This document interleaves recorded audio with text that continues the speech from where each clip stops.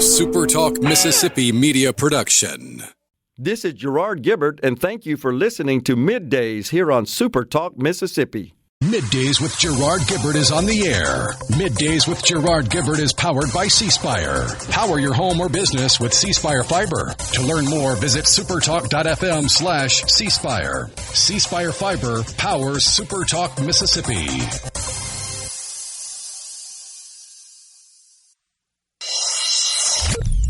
Get ready to go beyond the headlines and join a meaningful conversation with people from around the state.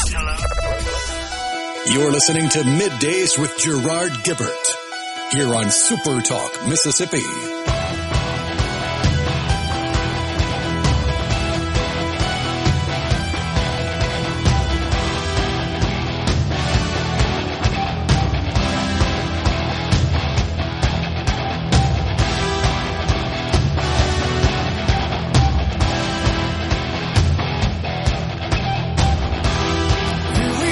Good morning, everyone, and welcome to Midday SuperTalk Mississippi. I'm your host, Gerard Gibert, along with Rhino in the Element Wealth Studio, guiding you through the middle of your day with facts, fodder, and fine music on this Friday, y'all.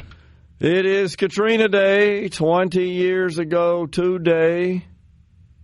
Devastating storm named Hurricane Katrina swept onshore in South Mississippi and, of course, across Louisiana and parts of Alabama, Florida a bit as well. But the brunt of it, sort of ground zero, the old eye right there along the border.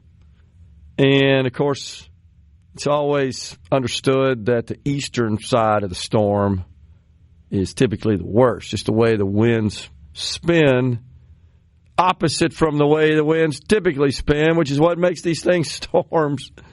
But it's 20 years. It's hard to believe.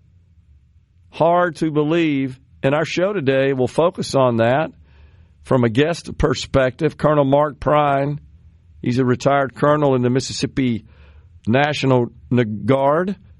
He'll share his memories and thoughts on those days, weeks, 20 years ago. Heavily involved as a member of the National Guard. This is, one of the things they sign up for, right? When they enter the National Guard, they understand that they could be called into duty and mobilized to help in the wake of such natural disasters. And, man, that was certainly the case with Katrina. And then Sean Tindell, he's the commissioner of the Department of Public Safety. He'll discuss the first responder side of things post-Katrina. Vincent Creel, former longtime public affairs manager for the city of Biloxi, will also share memories of Katrina and the aftermath. My understanding is Mr. Creel has a number of stories to impart upon us. 10:35 for Colonel Prine, 11:05 for Commissioner Tindell, 12:05 for Vincent Creel.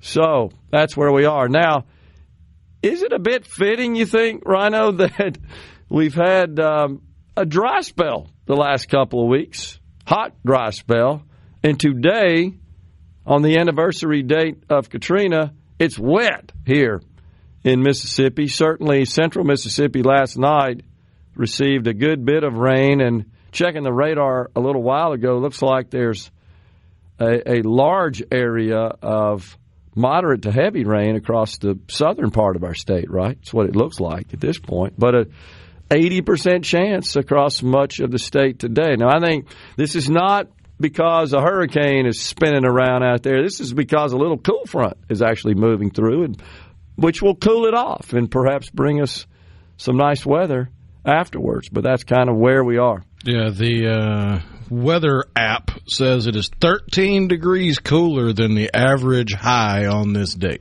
Wow. 13. Incredible. So, here in the state of Mississippi, Senator Scott Delano, wow, he minced no words, as they say, on social media, and Senator Jeremy England shared his post and doubled down. And I'm not going to read the entire thing. It's kind of long, but they are directing ire at Insurance Commissioner Mike Chaney. Just believe that he should be doing more to help the folks in South Mississippi deal with the continuously rising cost of homeowners insurance. Says that all the Gulf states except Mississippi have implemented a successful mitigation program since Katrina. And he basically said in the post, did Senator Delano, yes, I'm still mad. But he goes on to say he's proud of the resilience and commitment to preserve the Gulf Coast of Mississippi. So, this looks like another situation, Rhino, we've become accustomed to where brothers are fighting brothers. Republicans are fighting Republicans here.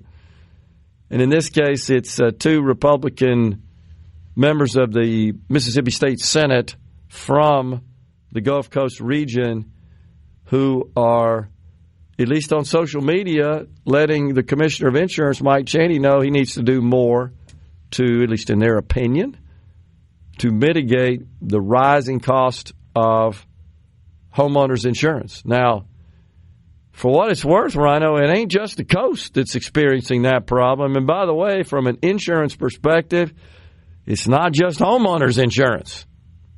Automobile insurance, health insurance, healthcare insurance, also on the rise. In fact, there are estimates from industry analysts about health insurance rising next year by as much as 15% nationwide on average.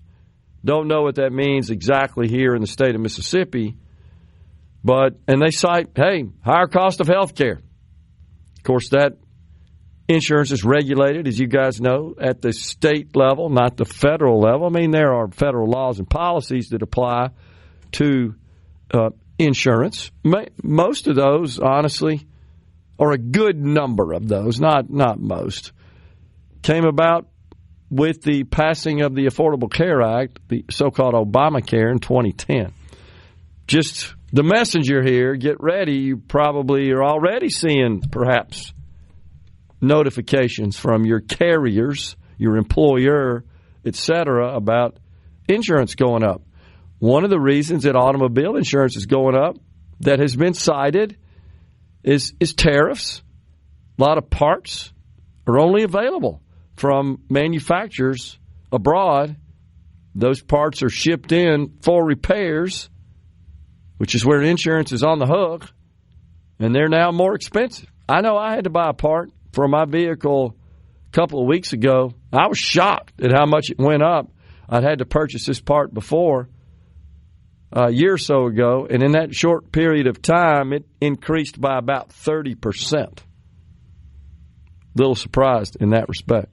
But yesterday, before we go to break, I'll get this started. We'll continue it on the other side of the break. We talk a lot on this program about education freedom, school choice, and I'm certainly not shy about conveying my support for such policy. And you guys know, we've discussed it, that the Speaker of the House is a huge proponent of school choice. There are many members of the House that align with him. And he created 4 different task forces, committees, if you will, to study 4 different issues, categories of issues, in the period between sessions with the hope of gaining some additional information and then outlining a roadmap for addressing these issues in the coming session. One of those, education freedom. Another, the public employees retirement system. Voting is another one. And just elections in general, early voting, et cetera, that's been a controversial topic to be studied. But back to one that some meetings have been conducted on recently, that's school choice, education freedom. And so yesterday, Rhino, you've heard me say this many times where I describe, and nobody's told me that I've got this wrong yet, but in general, if a student wants to transfer from a public school to another public school, they've got to get permission from the boards that run those districts. And 99.9% of the time, the home school district for the student is going to decline that request. And you don't see many requests because they know you're wasting your time. It's going to be declined. So I made that statement yesterday. I discussed and described that yesterday, how that works and how school choice, if we could get at least just plain old open enrollment portability passed, that a student could transfer from their home public school to another public school, and that their home public school couldn't block it. The district there couldn't block that transfer. And there's an individual that listened to the show yesterday that said that I was talking about what school choice would look like if we passed it. No, that's not what I said. And so they were wondering, well, why do we need that if you can do it this way? That's not what I said. We're coming right back in the Element Well studio.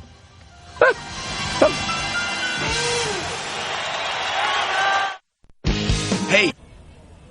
This segment of Middays with Gerard Gibert is brought to you by Covington County Hospital in Collins, where your health matters. Check it out. Let's do this. The talk that keeps Mississippi talking. Middays with Gerard Gibert. Let's get on with it. On SuperTalk Mississippi.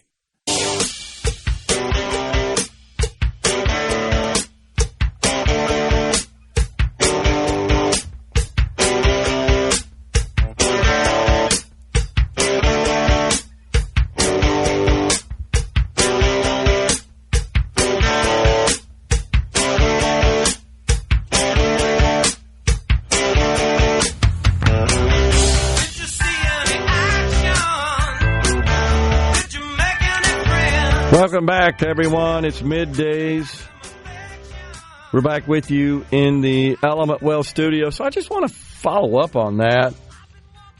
In that anytime I've described that process, it's always been with respect to current law. And that law that has been, or legislation that has been proposed, including last year by Representative Jansen Owen, would essentially prohibit the home school district from blocking a transfer. That's really, in a nutshell, what it would have done. I mean, there's some other nuances and provisions, but in general, right now the process is if you want to transfer out of a school to another, you got to go request that and receive permission from both the transferor and the transferee schools. So in this case, if this legislation would have passed, it's referred to typically as public-to-public transfer, or public school portability is another way it is described. The process would still remain where parents or guardians would have to submit a written request for a transfer, but the transferor school, the home district, could not block that transfer. Right now they can veto it and say, yep, we're not going to let you transfer. You got to stay here. So what I was referring to and describing yesterday was the current environment, current law, versus how it would change if public-to-public transfer or public school portability were enacted into law, signed into law by the governor. Thus, the school district to which the government says a student must attend from a public school perspective couldn't block a transfer request.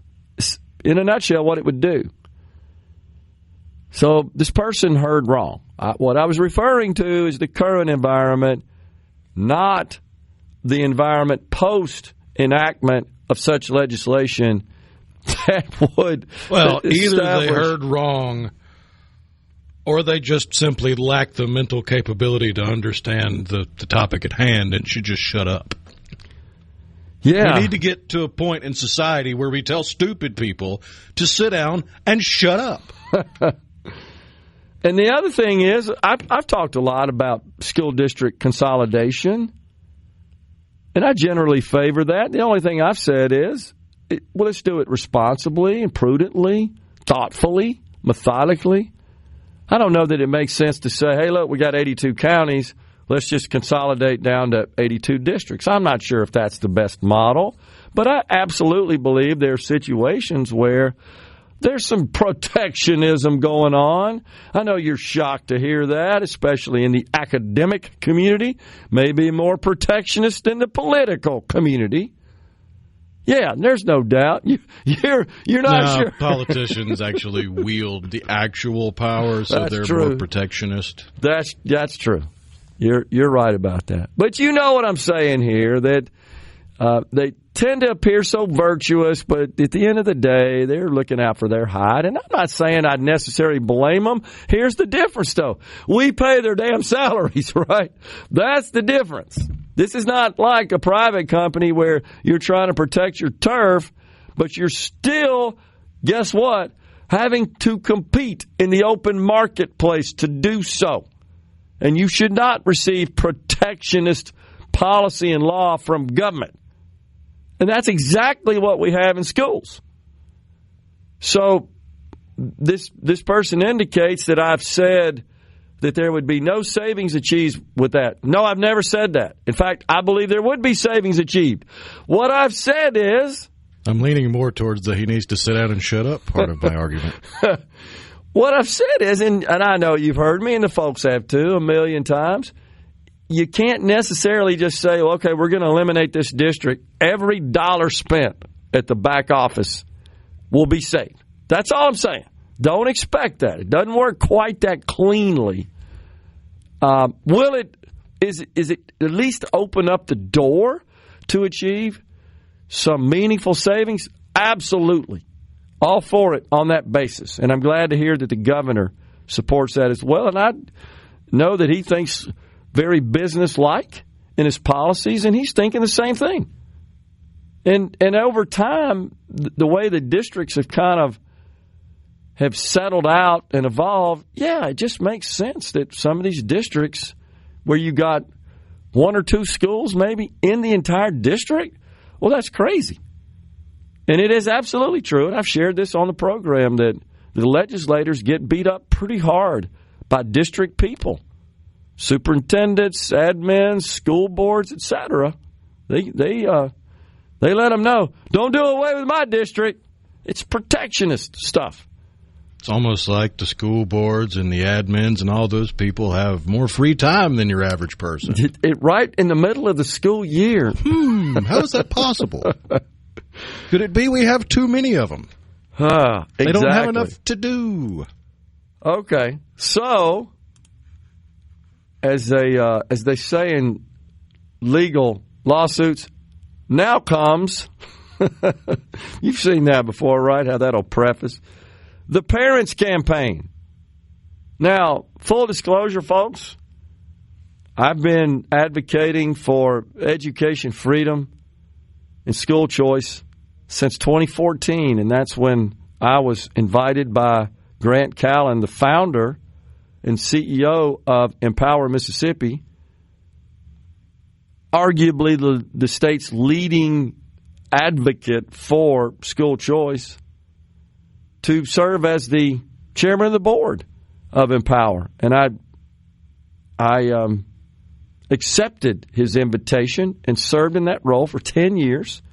I last year rotated off, felt like it was long enough, and opened the door for another board member to serve as the chair. I still remain on the board at the request of the board. But the Parents Campaign views Empower Mississippi and everything it stands for as the absolute devil. I mean, we're just Satan.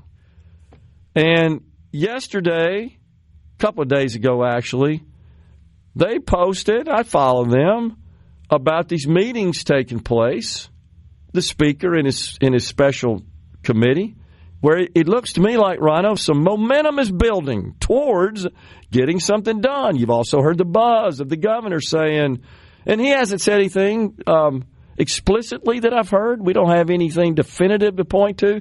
But usually where there's buzz, there's something going on. The possibility of calling a special session to enact such legislation. Well, here's what the Parents Campaign says. That as parents and grandparents of students in Madison and Clinton public schools, this is from some of them. This was from the opinion page in the Clarion Ledger. We want to raise awareness around the growing push for private school vouchers. That's what they love to focus on in Mississippi. Every single year, voucher bills are introduced, and every single year they have been defeated. Right, because there are people, unfortunately, in our legislature that don't like freedom. Moms, dads, grandparents, and faith leaders have been telling our legislators through calls, emails, and in-person meetings that we do not want vouchers for private schools in our state. Curse those private schools, Rhino. You know, the ones that literally subsidize the public schools, because if every student, some 49,000 of them, were to exit their private school and enroll in a public school, the public schools in Mississippi would crater. They could not accept 49,000 because they're not getting any more money for it.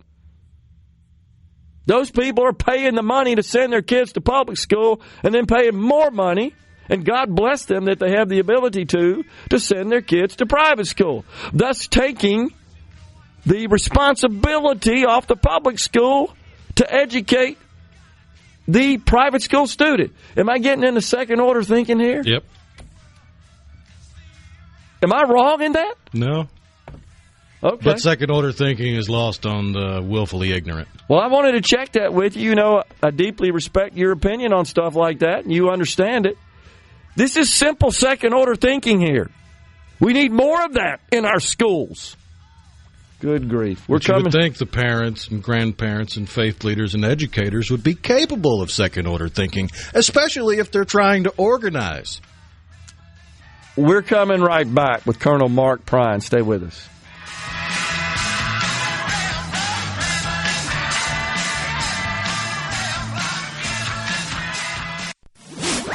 Middays with Gerard Gibert. Welcome to our show On SuperTalk, Mississippi.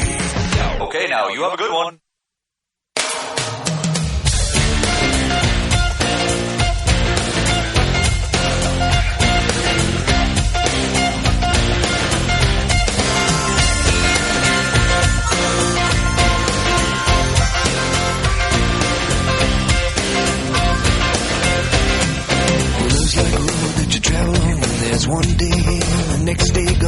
Welcome back, everyone. It's Middays from the Element Wealth Studio. It's 20 years since the state of Mississippi was encountered. How about that, Rhino, in a nice way of putting it, by Hurricane Katrina, which, of course, upon that encounter, swept across our state northward and left an unbelievable amount, incomprehensible amount of damage in its wake. And we're going to talk to retired Colonel Mark Prine. He's retired from the Mississippi National Guard, and he had some experience during the Katrina years. Hey, Colonel, good to see you, sir. Good morning, Gerard. How are you this morning? Doing fantastic. So it's just incredible to think that 20 years have passed since this event, which turned our world here in Mississippi, certainly in Louisiana as well, upside down. What do you most vividly recall about that time period? What I remember most is that we were, the Mississippi National Guard was having a leadership conference the Thursday and Friday before the storm came rolling in. So we were all in Jackson, and we were given, the directive then of go ahead and start assembling your units, get ready to go. This is out there. We may not need you. We might, we just really did not know. And so we began assembling our units. And then after the storm passed over and we couldn't communicate with anybody, we knew something was up. And so we, began making those moves towards the Gulf Coast with our units. And then the other thing to kind of remember is the Mississippi National Guard. Most of the units that responded had been home less than a year from a deployment to Iraq and Kuwait. Wow. So a lot of combat vets that knew that move out to the sound of gunfire, and that's what we did when we didn't hear anything. And so we got down there very soon after that and began recovery operations. Man. Well, the National Guard played a critical and crucial role, did they not, Colonel, in just helping the residents of the area, many of whom were just completely without anything? Yes, I mean, I had at the beginning of the deployment down there, had a combat service support battalion, the 298th from Philadelphia, and our subordinate units. So we were providing food, water, fuel, helping support the engineer units from the National Guard that were down there doing cleanup work, really anything that needed to happen. And I think that's what's most amazing is because the National Guard is tasked with this, we began seeing people from all over, National Guards from across the United States showing up to assist. I mean, one of the first people I ran across was a friend of mine from Alabama.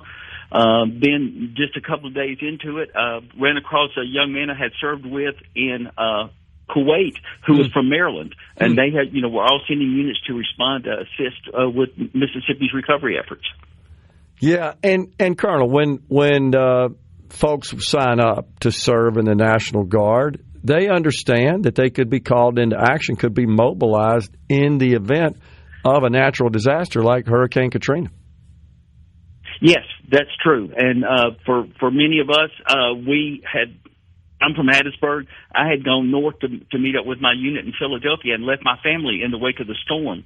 I remember a first sergeant that was with our task force who was from New Orleans. He had left his family there and come north to be with his unit that was based out of Jackson. We loaned him a vehicle so he could go into New Orleans and find out if his family was okay or not. Wow. That's also how we kind of found out how New Orleans was responding to the event, was by what he was telling us after he got back from that trip over. So, Colonel, what has been learned? What information and knowledge have been gained since this event that you feel like better positions and prepares our National Guard and first responders overall in the, God forbid, event we have another one like this? The agreements across the states that allow us to respond to events in other states when called upon by their governors. That is one of the events. The other one is we have done so much to prepare for this now. You got to remember, for Katrina, there was a kind of a quote-unquote fuel crisis. Yeah. So now we have developed places that we can get fuel from, that, there's a ready supply in the event of another natural disaster. There are several locations across the state where there's a fuel that's available for that. Same thing with potable water. Boy, we learned so much about communications during that. Our short-range radio, since we were covering the entire Gulf Coast, the lower 6, our short-range radio wouldn't work, so we have put new communication protocols in place to help with that. To be perfectly honest with you, I learned how to text at Katrina, and I was taught by my operation officer, Colonel Lee Henry, at Commander at Camp Shelby now, was taught by his teenage daughter over the phone how to learn how to text. So, we've learned a lot from that. Yeah, and the interoperability was a big problem, talking about the various communication systems. And many of these communication systems were new. Of course, those are always being enhanced and improving, but interoperability was a problem, Colonel. I remember seeing photos, video of first responders, and they would be weighted down with multiple devices around their person, just depending on who they needed to communicate with. Yep, that's true. Everybody was walking around with 2 or 3 different kind of radios in their pocket so they could reach out to other things. Many kudos to the state of Mississippi. I mean, they have developed a plan now that includes not just the National Guard, but all of the departments within the state government who have responsibilities for response now. I've got to give much praise, even during Katrina, then Governor Barber, Major General Harold Cross, our TAG, General Ike Pilot, who were overseeing those operations and making things happen, because we learned very quickly that we were actually responding and having a good response for this than other locations were. Let's just put it that way. Yeah, no doubt about it. So we've been fortunate. We're going to knock on some wood this year. Hasn't been too bad. Really haven't had any major storms come our way. The biggest one last week, I guess, was out in the Atlantic and sort of grazed the Atlantic coast. But we're getting better, as you said. It appears we're more prepared. We have more warning, and then when something does happen, it does appear that. And then the president, who recognized, I guess, some of the shortcomings in some recent response, especially in the Carolinas, he's taking some action there to improve that situation as well, and even has our former governor, Phil Bryant, involved in kind of reorganizing and restructuring FEMA. Yes, I'm not even go down the road with what we saw with FEMA from Katrina. Yeah. But MEMA, our state agency, was wonderful to work with, did a tremendous job. I will share the story with you that we, as a couple of weeks after the storm, we were starting to see congressional junkets come out of Washington to come look at the devastation and stuff, and had a congressman from Kansas who had visited New Orleans and then came to the Mississippi Gulf Coast, and his quote, or his statement to me was, this is nothing like what we're seeing anyplace else. Y'all have got this figured out. Yeah. And I think we have to give some props to our Governor Haley Barbour at the time, who, can speak incredibly about this and extensively and exhaustively about what happened there. I mean, this just landed in his lap, having been the governor at the time. But I think he did a good job in making sure that Mississippi got the resources it needed to respond. Definitely, I agree. When I'm standing on the runway at Gulfport and watching Air Force One come over my head just a couple of days after the storm, we knew that we had tremendous support coming out of from the governor's office, and then also coming out of the national government as well. Yeah. And Colonel, what about National Guard high-level leaders? We got to give them some props. And, of course, those on the ground that were involved. But they seem to always be able to orchestrate what are really monumental tasks like this. This is what the military is super good at. Yes, I mean, I've got to give props to my friends within the MPs and the aviation community, both Army and Air, the engineers. I mean, because these were all seasoned folks that hit the ground, knew that, let's go ahead. We see what needs to be done. Let's go ahead and do it, and we'll kind of figure things out later on. And certainly that's with General Cross, General Pilot, and their staff from the Adjutant General's office in Jackson. They did a tremendous job figuring all that out and making all that happen. Yeah, no doubt about it. So at this point, Colonel, what do you expect in terms of just recruiting new folks into the National Guard and making sure we have enough people there in case this happens again to help us out? Yes, I mean, this is the National Guard is not first responders. Everybody needs to kind of plan on taking care of themselves for the first 72 hours, but as the response comes in, if the local leaders need assistance, they reach out to the National Guard, and we're ready, willing, and able for them to go forward.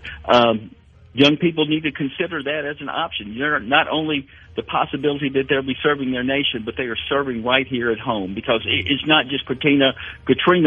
The response, of course, was the major one, but, any kind of events come up, whether it's flooding, whether it's an ice storm or anything like that, they, ready, willing, and able to do that. And the opportunities the National Guard has now with benefits for young people coming in for education and to go to school, it's a great opportunity for any of those. Great words. Appreciate it, Carl. Thanks for coming on, man. Appreciate your service, sir. Thank you. Thank you, sir.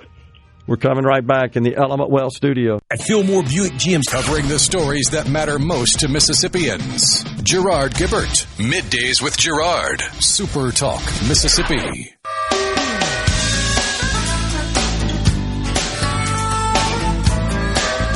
Back with you in the Element Well studio. We appreciate retired Colonel Prine, for joining us today to discuss his memory of Hurricane Katrina. Man, you know what I remember is how dang hot it was. And when it came through, it just, of course, intensified the already humid atmosphere, just more humid. I mean, you literally felt like you were walking in water, even this far north. And the damage done this far north was a strong indicator of how strong that storm was. The other thing that's interesting is lots of families who got out of the coast, and in particular New Orleans, which was super hard hit and, of course, densely populated, landed here, just kind of started driving north and stopped at various points, mainly beginning about here in central Mississippi, and many remained permanently. And there was an interesting article. Part of why the Jackson Metro experienced such a gas crunch. That's absolutely right. Lot of visitors in town, and then who became permanent residents. And there's an interesting article that was published in Time this morning, and it was about an individual who was not from New Orleans but gave birth to her and her husband's son the day before Hurricane Katrina hit at Touro Infirmary in New Orleans. That was 20 years ago. And she provides a detailed account of that experience being in New Orleans, having the baby just before Katrina hit. Interesting. And ended up staying there. It was actually in the area from the Phoenix area on some sort of business, and ended up staying there. And I think there are many, many stories like that, certainly across the Magnolia State. That reminds me of was the IT guy? No, he wasn't an IT guy. He was crisis management or something. He worked at a firm in downtown New Orleans. And they were one of the few people in the area that still had a diesel generator generating power, and still had connectivity. So they had like a webcam set up showing the devastation and the recovery efforts, and were live updating a blog for the days of Katrina when it hit and afterwards. And I need to see if I can find that and post it, because it's a fascinating look not only into the mindset of the day and age, but also the stories that get forgotten about and the stories that don't get talked about because it's uncomfortable or because it doesn't paint a pretty picture. Yeah. Like the stories of bodies just being covered with whatever you could find with leaves, or just left to lay there, or police running off looters and then backing up SUVs and looting those same stores themselves. Yeah. And she talks in this piece about the flooding, and that's mostly what got New Orleans, was the flooding, in particular the Ninth Ward. And who could forget those images of residents on the top of their houses, and even that wasn't high enough. And many who went to their attic thinking they were safe, who perished in their attic as well. So, yeah, but that's the day. We got, again, Commissioner Sean Tindell is going to join us after the break, a couple of minutes in this segment. So back right to this parents campaign post. This is what's becoming common in terms of the narrative, the messaging from the opponents of school choice. And that is, wow, Mississippi's doing great in public education. Quote, Mississippi has seen the greatest academic improvements in the country recently. Mississippi ranked 16th in the nation on education, etc. Our fourth graders are ranked 9th in the nation in reading and 16th in math. The NAEP scores, etc., etc., etc.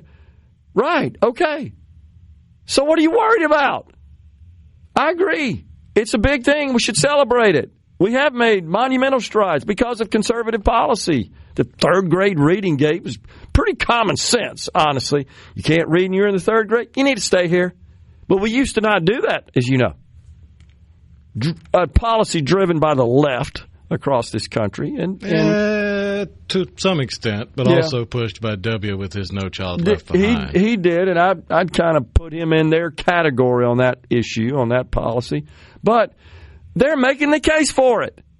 Do I have to go through this again? Okay, that doesn't matter. We don't need the government to protect you then, right? Because you're doing great. Nobody's going to leave. What are you worried about?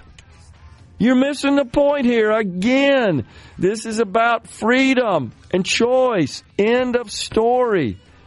You're basically saying people, they can't make their minds up in a positive way. They're not skilled enough, intellectual enough, smart enough to choose on their own behalf. Government has to choose for them. I thought we opposed that as conservatives. We don't want government running our lives to that level. But it seems some people do. Please, government, restrict me. That's what they're saying here. We're stepping aside for Fox News and SuperTalk News. We're coming right back with Commissioner Sean Tindell.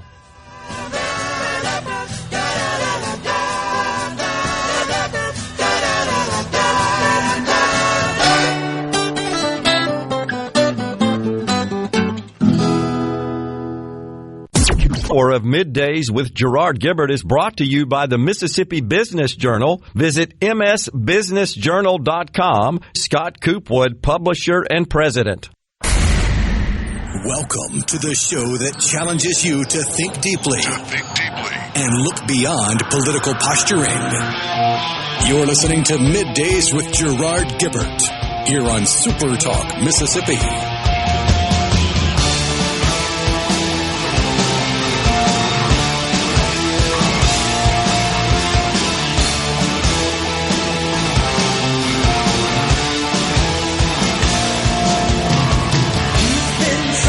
Welcome back, everyone. It is Middays, hour 2 of the program from the Element Wealth Studio on this Friday, y'all. We welcome now the Commissioner of the Department of Public Safety in Mississippi, Commissioner Sean Tindell. Hey, Commissioner, how you doing today, sir? Doing well. How you doing, Gerard? Doing fantastic. So we've been discussing what happened here in Mississippi 20 years ago today. Hurricane Katrina, of course, came on shore and left a lot of damage and destruction and even death in its wake as it moved across the state of Mississippi, state of Louisiana. And first responders, what a critical role they played in providing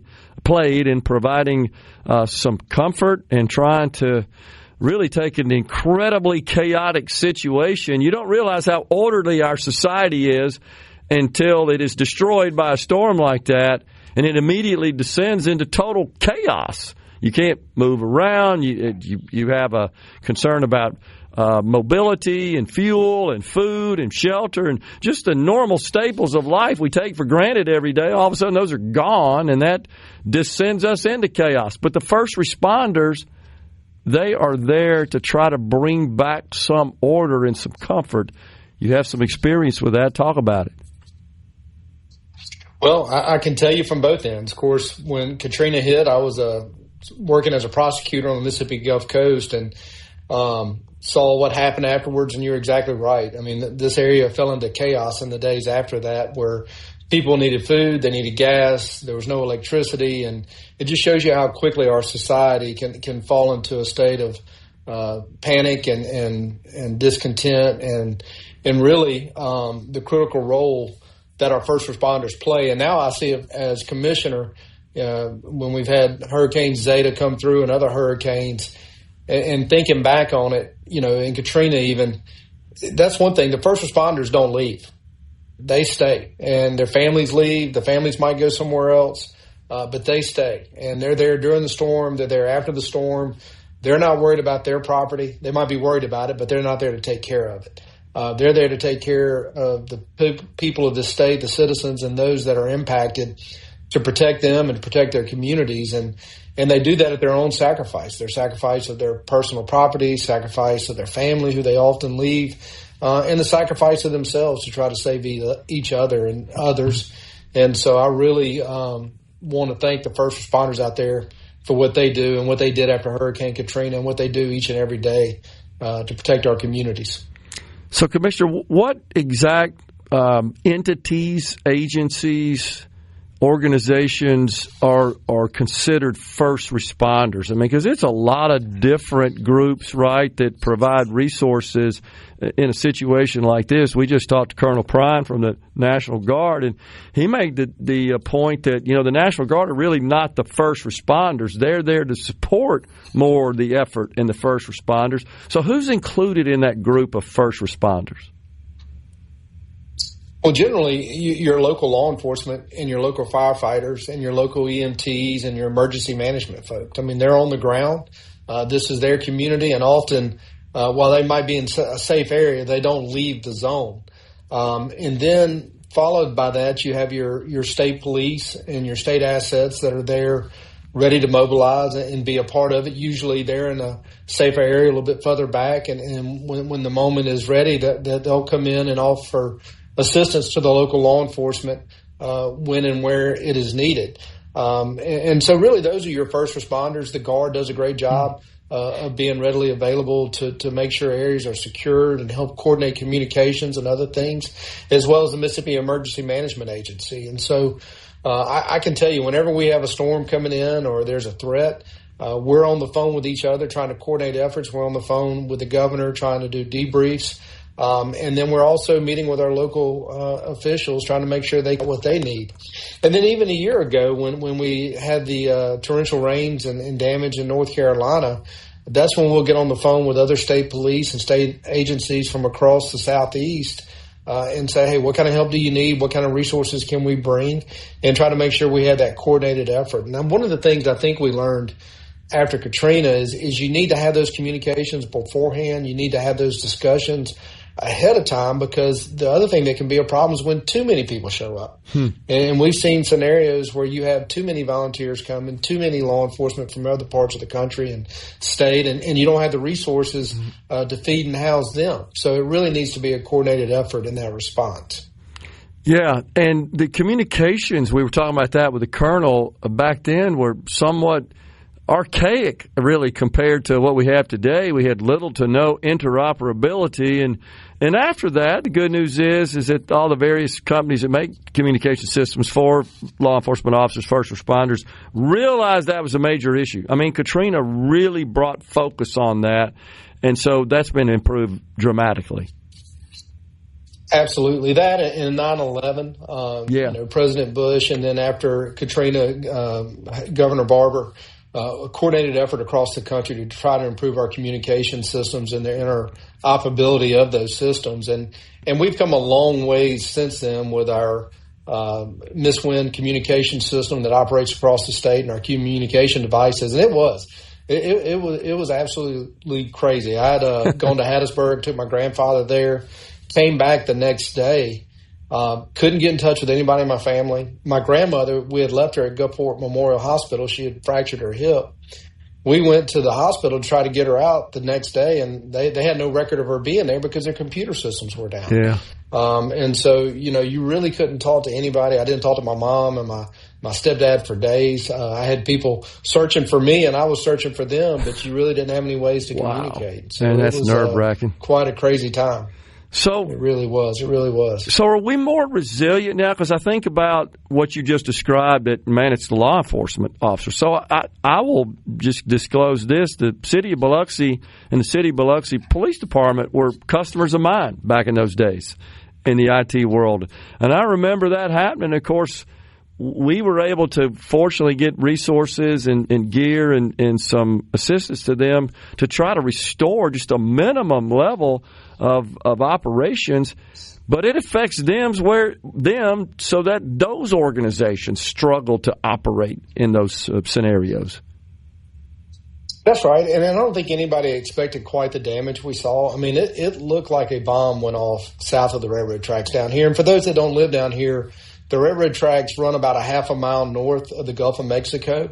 And so everything south of those railroad tracks, from Jackson County to Hancock County, and even in Hancock County north of the railroad tracks, was destroyed. I mean, it looked like a bomb went off. And so when the first responders couldn't communicate, all we knew to do was try to put resources and people out there to protect homes. And I've still got a picture of my house that it's got spray painted on there. If you loot, we'll shoot. I mean, and so people started taking matters into their own hands immediately after the storm, and it was a moment of resilience. I mean, I was proud in the years that followed the resiliency of Mississippi, the way we came together. I heard Governor Barber and Governor Reeves speak earlier today about those efforts and the leadership that they presented and how we built back. And in Governor Barber's words, if we built back to what we weren't successful. We needed to be bigger and better.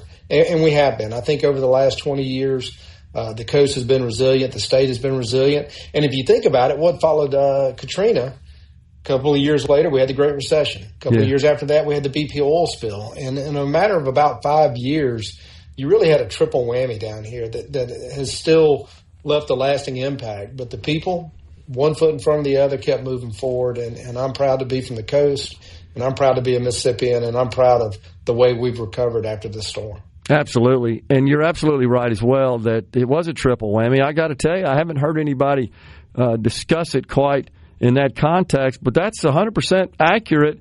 But the good people of the Mississippi Gulf Coast, of course, rebuilt better. I would agree with you. It's much better today. And I said something about that yesterday when I was down there with my wife's family who lost their home in Biloxi, just looking up and down 90 thinking this will never look the same. It's much better today than it was then. I mean, it's been rebuilt, and the Gulf Coast is thriving, as you indicate. Absolutely. And then we had some, Mayor Holloway over in Biloxi. Mayor Ward had just taken office about 6 weeks before Katrina. Yeah. And really, considering where he came from, did a great job with the efforts in Gulfport. Yeah, no doubt. No doubt. Well, we're so blessed that we live in a state where the people were committed to rebuilding it bigger, better. Governor Barber's absolutely right. If we didn't make it better after this, we failed. But that's not the case. We have succeeded. It is definitely much better. And it's just great to see the coast being in that situation today. Let's hope and pray we don't have to face that situation again with Hurricane Katrina. No more of those bad boys. Commissioner, thanks for coming on. Always enjoy it. Appreciate it. Thank you, Gerard. Appreciate y'all. You bet. We're coming right back in the Element Wealth studio.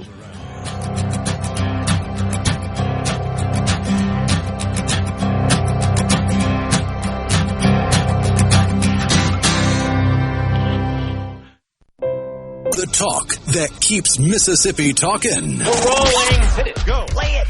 Middays with Gerard Gibert on SuperTalk Mississippi.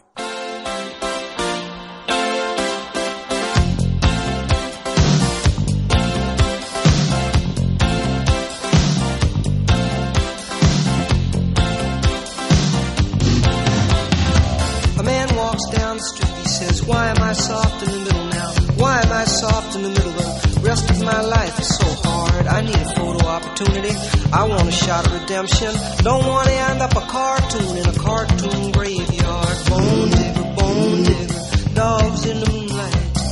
Far away, my well-lit door." We're back with you in the Element Wealth studio. Are you thinking about or planning for retirement? Do you have a plan? Go to myelementwealth.com or call 601-957-6006 to let Element Wealth help you find your balance between income, growth, and guarantees. Once again, don't forget, high school football returns this week. Several games played, I believe, last night. SuperTalk Mississippi has you covered. You can catch a local game on just about every SuperTalk Mississippi station. Plus, you can stream a ton of games and get up-to-the-minute scores from across the state by going to supertalk.fm/high school or by clicking on sports on the SuperTalk Mississippi app. And check out the Farm Bureau Insurance Company scoreboard show at 10 p.m. on Friday nights, anywhere you listen or watch SuperTalk Mississippi. So we've been reminiscing a bit about a day we don't ever want to repeat here in the state of Mississippi, and that's the day where Hurricane Katrina came on shore and swept across our state. And I know you're seeing on social media lots of folks sharing that satellite image of that big sucker sitting out in the Gulf. And it's so surreal, isn't it, that you're just experiencing normal life, nothing to it, and you see that thing as we were on the television or news, on the internet and so forth, while we still had all that, knowing that this is about to change. It's just weird that it's hard to anticipate. You can't do anything about it. You're helpless. You know this thing's coming, and you know that once it moves through, everything is going to look different. And man, did it ever. My gosh, like the commissioner said, looked like a war zone. But I do remember the good folks, Rhino, at the city of Biloxi, who was a great longtime customer of ours, in particular their police department. And I don't know what my guys cooked up. It was over my head technically, but they cooked up some sort of satellite rig and got it down there to help them operate during the storm. And we also had a big customer in New Orleans in the home health care business, hospice care. And again, critical. I mean, you think that some of this stuff you can't just go wait out. The hospitals in particular. Remember Charity Hospital and how devastated that thing was in New Orleans? And I don't think it ever reopened, right? They moved all the patients, as I recall, and they scurried and worked furiously, did the staff at the hospital, got them somewhere else. But what a nightmare that is. In their case, it was wind and a floor or so of flooding, I think, that occurred in the hospital. What happened there to Charity? It's been abandoned. Apparently, there is a mixed-use redevelopment project planned for the site. Okay. Which would include residential units, retail, offices, and an interactive museum. Oh. Yeah, it's been vacant for a while. Yeah. But and there are documentaries and stories about what happened in Charity Hospital during Katrina that are fascinating as well. But this is the day, 20 years ago later. So on the C Spire text line, we were talking about school choice. That appears to be the top priority for the Speaker of the House, Jason White, Governor Tate Reeves, as we approach the 2026 session. There have been bills introduced in the past in Mississippi, and they've gotten to various stages in the lawmaking process. Only a couple, Rhino, have ever had the privilege of hopping on the Rhino train there, that the procession that transfers legislation from one house to another. Last year, it was one introduced by Representative Jansen Owen. They were able to get that through the House. Simply would have prohibited a home district, the government-assigned school, and its district board from blocking a request, a petition for a transfer. That's all it would have done. And it had a little funding in a little $5 million bucket of money, and that was available to the transferee, the receiving school, when such transfers occurred, to cover the local cost of educating the transferring in student, should it be necessary. On the C Spire text line, Fred from Kosciuszko says, I guess we should address it differently to reflect what it truly is, public school choice. The ones of us who choose to already have school choice by use of private school or homeschool. What we are dealing with is the public school system not releasing kids from public to public and the funding that goes along with it.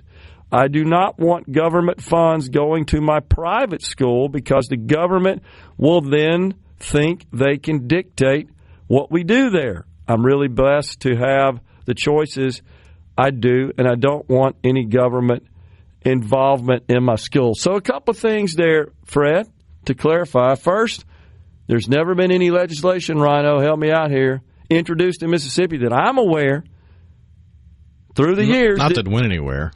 Well, right, which is a good point. I mean, like nowhere is in nobody except maybe the author or two support it. But where I'm going is that would have mandated that a private school accept a student who was granted an education savings account.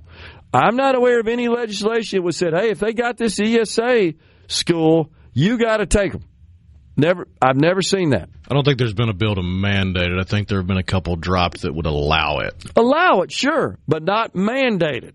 And that's the point I want to make. So if you're private, and that really goes back to the government would not be able to dictate your admission standards and process. And I would never support that. The private schools are private schools, and they should be able to conduct their own admissions process as they see fit.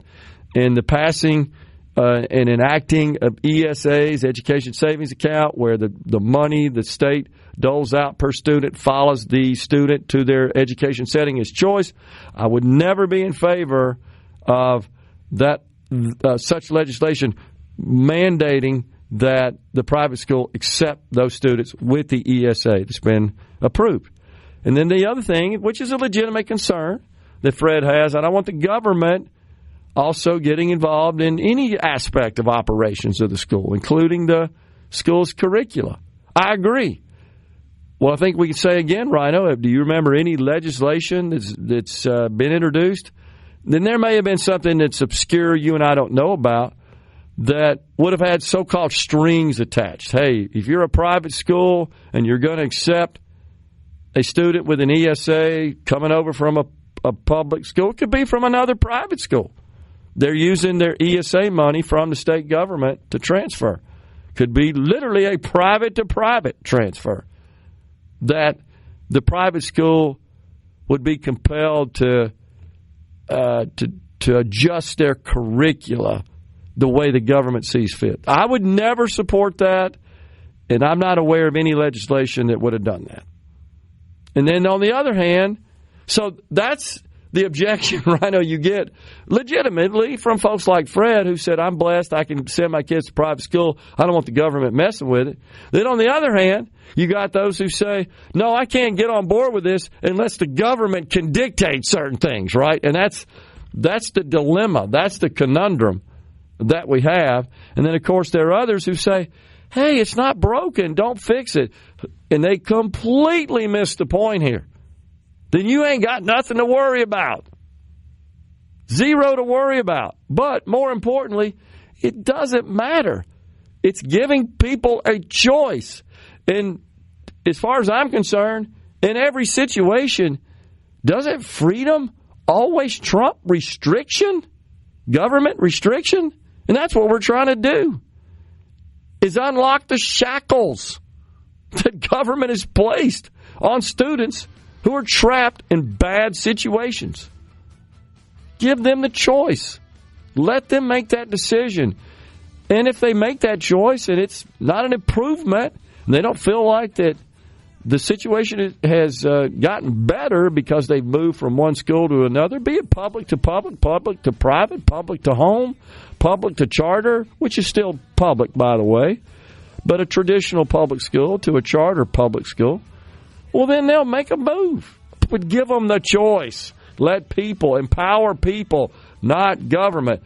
That's what's missing in this argument, and I'm stating that as succinctly and directly as I can. It's about giving people a choice. End of story. Back with you from the Element Wealth Studio.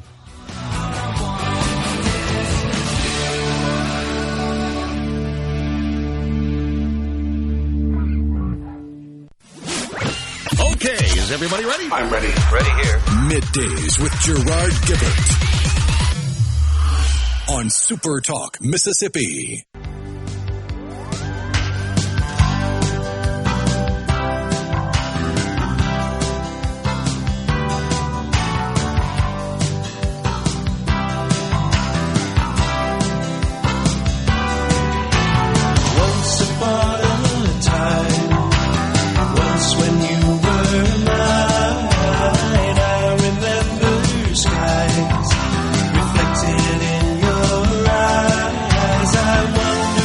Welcome back, everyone. It's Middays from the Element Wealth Studio. We're appreciative of you joining us today. So Someone on our C Spire text line, obviously not a fan of education freedom, says that Empower is a scam. Well, I guess since I've served and continue to serve on the board of directors, served since day one for 10 years, since the inception of the organization as chairman of that board, working with fantastic people, Grant Callen and his team and our other board members on this matter, and have invested time and dollars in that effort. This, I guess, means that I'm a scam. Okay, fine. But so I asked, can you elaborate on that? Says, we were just informed, I'm going to read the whole text and then I'll address it. We were just informed that our money will go through Empower. A private business has no business in our business. I assume this person's in the teaching business, education business. So if you think a guy from So if you think a guy from a foreign country cares about our state when you probably believe in the Mississippi, then you probably believe in the Mississippi Miracle. They are in it for the money. There's nothing you can say to convince me differently. I'm not going to attempt to convince you differently, but I am going to expose. I'm going to be careful here, Rhino. I know you probably won't. I'm going to expose your inaccurate representation here. Honestly, your falsehoods. Where do I start? First, with your statement, our money going through Empower. What does that mean? I don't know what he means by our money, but I can tell you this. Empower is not a private business. It's a nonprofit. There is a difference. Businesses produce profit or they fail. This is a nonprofit. It receives no public money ever. And you know me, if it did, I wouldn't be anywhere near it. It operates from funds received from private donors who only give their money because they care about the issues and the mission supported by the organization and its mission, period. They dig into their pocket because they have been blessed and they want to help others. I'll include myself in that category, I guess. I'm not going to apologize for the money that I've donated, and there's some that have donated more than me, and that's great. We are thankful, grateful for them because it enables the organization to work on its mission. So, the other thing that Rhino pointed out, where you say, so if you think a guy from a foreign country cares about our state, then you probably believe in the Mississippi Miracle. You're desperately confused. I know that you're referring to Douglas Carswell, who is the head person in the org chart. I can't remember if he's the president or CEO. It doesn't really matter. He runs Mississippi Center for Public Policy. That's a different advocacy organization. Does it support and advocate for many of the same issues that Empower does? Absolutely. Including education choice. They have been a strong proponent and advocate for it. Also, I might add, not a private business, a nonprofit, duly registered as such with the Internal Revenue Service. Do you think this person has any clue how that works? Sadly, no. Also relies on private donations. And by the way, I'm a donor. I give to both. No big deal. Me and lots of other people, because we care about this issue. We care about our state achieving its full potential. We believe these policies will aid in that objective, period. And then this nonsense, in it for the money. What in the hell is he talking about? This is a nonprofit.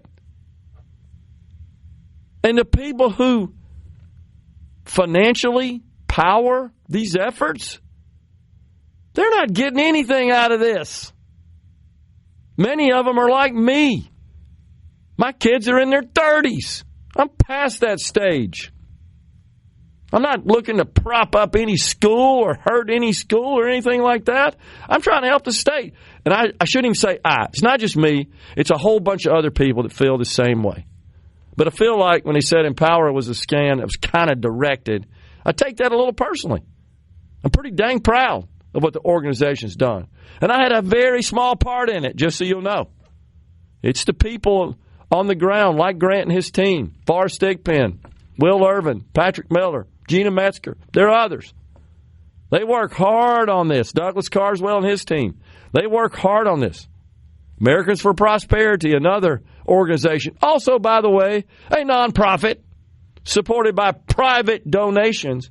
Do these people like that? Do they oppose that model, that process, that concept? They can't wrap their head around it 99 times out of 100. Isn't it always better, and don't we make that point here all the time, that, man, if this is supported by private funds, this is fantastic. We're not asking for anything from government other than good policy. We're not asking for money whatsoever.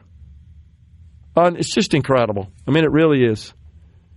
And unfortunately, that attitude is one you find rather prevalently across our state and across the country. And it's people who are trying to protect something. Honestly, it's they who are enriching themselves based on this bad policy or lack of better policy. They're trying to protect their cushy little gig. Happens all the time. And if you think that I'm picking and choosing on that, you're wrong. And I'll tell you why. Remember the vehicle bill that I said was the most anti-free market bill ever passed in the state of Mississippi? It was protectionism for a private industry in the state. I opposed it on that basis, and other people did too. Unfortunately, our legislature capitulated and passed it. I never let them forget it either. You passed a bad bill there, man. If you got to have government to pass law to protect your business is in trouble. Simple as that. If you can't make it on the basis of creating value for consumers to the point they say, yeah, I'll part with my money for that, which you sell. It's the same with education. It's no different. So all this nonsense about how great it is, I think it's great too. Well, this person doesn't even acknowledge it's great. Well, that's true. He thinks the Mississippi Miracle is a fabrication. Well, you're right. Great point. They all do. So which is it? Opponents? You're so inconsistent. You don't have a common narrative here. It's just unbelievable. It's somewhat maddening after a while. Mose says, Gerard, these people are against nonprofit organizations. When are they going to attack the NAACP? Yeah, they won't do that. It kind of reminds me of they're all for gun control, except when some wacko goes out there and tries to assassinate a candidate for president with a gun. Did they say anything about guns then? I don't remember anything. No, they were too busy cheering because it almost happened and crying because it didn't. And they support this wacko that assassinated the United Healthcare CEO in broad daylight. Where was the outrage over the use of a gun? Point blank on the sidewalk on an innocent man. But don't you dare dead name or use the wrong pronoun for the scumbag that shot up a school. Unbelievable. So true. And now, Rhino, you and I were talking about this yesterday.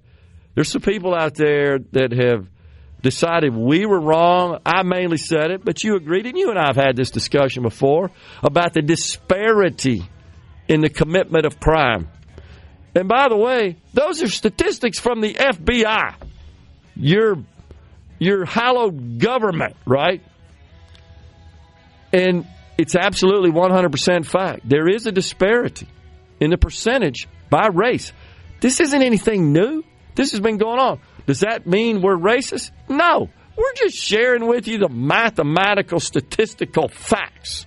You choose to ignore them because it is politically expedient for you to do so. Thus, you don't solve the root cause of the problem. And that's the root cause for them saying that math is racist. That's probably a good point. We're stepping aside for a break. Coming right back. Stay with us.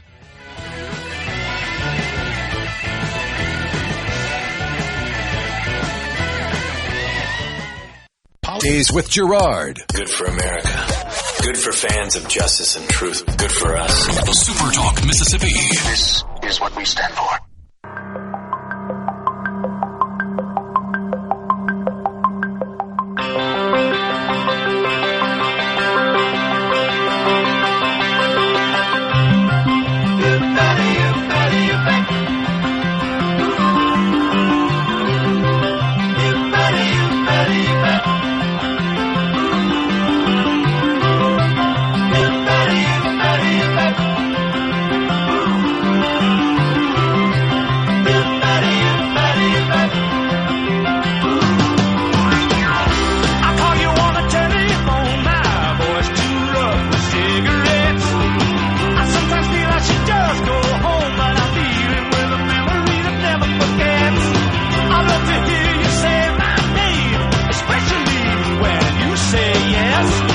We're back with you in the Element Wealth studio, so more comments on the text line about this school choice issue. And I'm kind of focused on that today. We're also talking about Katrina as well, this being the 20th anniversary. Vincent Creel, former longtime public affairs manager for the city of Biloxi, will join us after the break at the top of the hour. John in Pontotoc says, take Pontotoc. Lafayette County has twice as many superintendents as they need, but crickets on trying to fix their own. I mean, so those are run by the school boards. And my recommendation there is vote for different people on the school boards. That's who makes those calls. John says, sounds like a Democrat-run teachers union member, most likely from out of state. Turns out John Rhino was able to do a little research on the individual that I was addressing earlier. And, it's interesting history and resume there is what I'll say. School choice, what about the people who paid higher taxes, higher home prices, higher tag prices for my kids' school choice? I had a choice and moved to a better school district. Sent 2 kids through this school district working on my third. Paid more money for my school choice for 25 years. How is it fair for someone who has not paid that to get the same choice? They have a choice to move or not. Well, that's just it. They don't. There are a lot of people who are trapped in certain situations where they live. Have you looked at the price of housing? Right. And they're not mobile. In the last 5 years? Many of them don't even live in a house, in a private house. Rather, they're a renter in an apartment or perhaps a house or some other accommodation, so they're not able to. But the bigger thing is that when you look at the breakdown of the funding into the K-12 schools in Mississippi, we went through it yesterday, right? It's just under 43% comes from the state. Average of 32 or so is the number I recall from the local level. That Correct. Would be your ad valorem taxes, property taxes. And then, sadly, the rest from the federal government. Highest in the nation in terms of the federal government's share of the total cost of K-12 education. And that's a function of our poverty, more than anything. That's why we get more money from the federal government for K-12 education through, by the way, Rhino, what looks to me to be about 15 different grant programs that come from the federal government that provide funds directly to states and school districts within those states. So the amount of money that we're talking about here and that would apply is just the state portion, not the local portion. So the local portion stays with the school. Wherever the individual lives, wherever their address is located, in terms of school district, taxes paid there, either by the homeowner or the landlord, stay in the school district. They don't follow the student. Only the state portion follows the student. And you say, well, they didn't pay for that.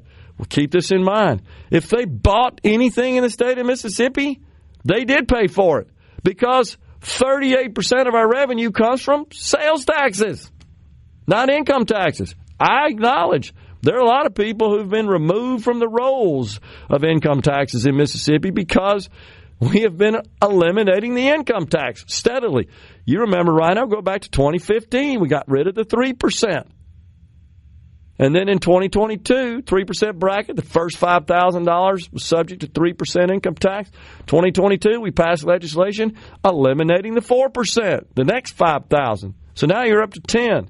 Then you add the $18,000 exemption. Well, for an individual, they don't pay income taxes until they get to $28,000 of income. For a couple, it's more than that. It's double the exemption, up to $36,000, and then each individual in the couple get the other first $10,000 is not taxable. So what we've done is we've gotten rid of the 3, we got rid of the 4, and now we're reducing the 5 to 4. We got one more year, this 2 years counting this year. Then the 4 is going to 3, and then after over 4 years, and then the 3 will be reduced to 0 based on achieving what should be easy gates based on legislation passed this year. So we've had 3 rounds of tax reform legislation going back to 15, and this final round that passed this past year, of course, would fully eliminate the income tax. The point I'm trying to make is if you're paying sales taxes in Mississippi, and I can't imagine how you could live in Mississippi and not pay sales taxes, that means you're not buying anything. You're not eating. Then you're helping to pay. We're coming right back with Vincent Creel after Fox News SuperTalk News.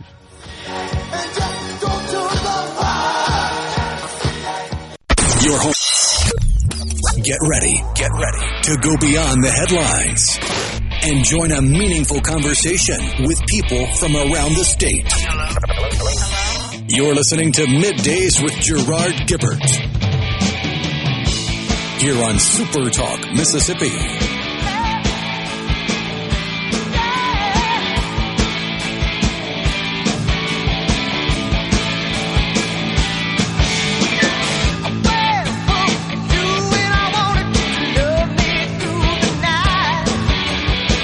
Welcome back, everyone. It's hour 3, the afternoon portion of Middays from the Element Wealth Studio. Rhino, I can see him in the producer's booth there trying to get us all connected up. Let's see. We good to go now? Right. We got Vincent Creel, former longtime public affairs manager for the city of Biloxi. Hey, Vincent, thanks for coming on.